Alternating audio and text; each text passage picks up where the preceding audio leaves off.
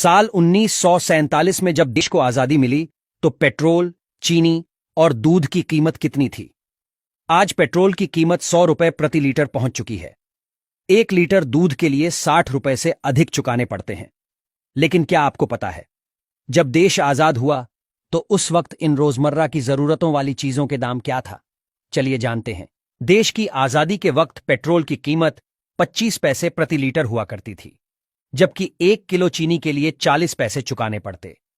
नई साइकिल के लिए कम से कम 20 रुपए की जरूरत होती थी, जबकि दिल्ली से मुंबई तक अगर फ्लाइट से सफर करते तो आपको 140 रुपए चुकाने पड़ते। उस दौर की कीमतें कुछ इस प्रकार हैं। चावल 12 पैसे प्रति किलो, चीनी 40 पैसे प्रति किलो, आलू 25 पैसे प्रति किलो, दूध 12 पैसे प्रति लीटर, पेट्रोल 24 पैसे प्रति लीटर, साइकिल 20 रुपए, सोना 10 ग्राम 88 रुपए 62 पैसे। दिल्ली से मुंबई ट्रेन फर्स्ट क्लास किराया 123 रुपए था। एक अखबार की कीमत 13 पैसे और सिनेमा टिकट 30 पैसे की हुआ करती।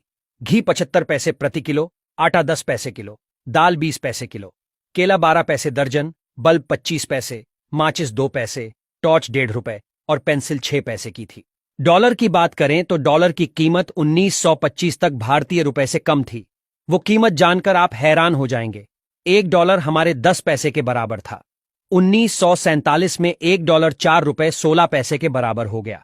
1965 तक 1 डॉलर 4 रुपए 75 पैसे के बराबर रहा, फिर बढ़कर 6 रुपए 36 पैसे हो गया। उसके बाद ये बढ़ने लगा। 1982 में 9 रुपए 46 पैसा हुआ। उसके बाद अब ये कहां है जगजाहिर।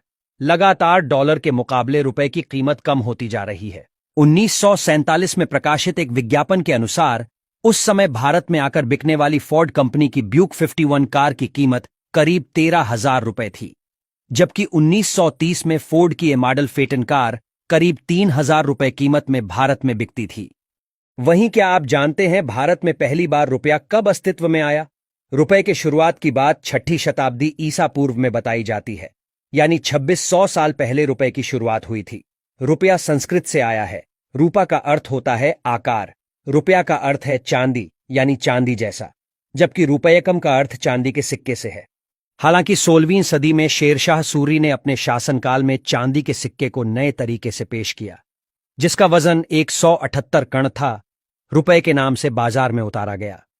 मुगल काल और फिर ब्रिटिश हुकूमत में इसका प्रयोग होता रहा। फिर 1861 में 10 रुपए के नोट ने पहली बार बाजार में दस्तक दी। 1864 में 20 रुपए का नोट आ गया। 1872 में 5 रुपए का नोट जारी किया गया। इसके बाद साल 1900 में 100 रुपए का और 1905 में 50 रुपए का नोट बाजार में जारी किया गया। इसके बाद अगले 5 साल में 500 और 1000 रुपए का नोट भी बाजार में आ गया था।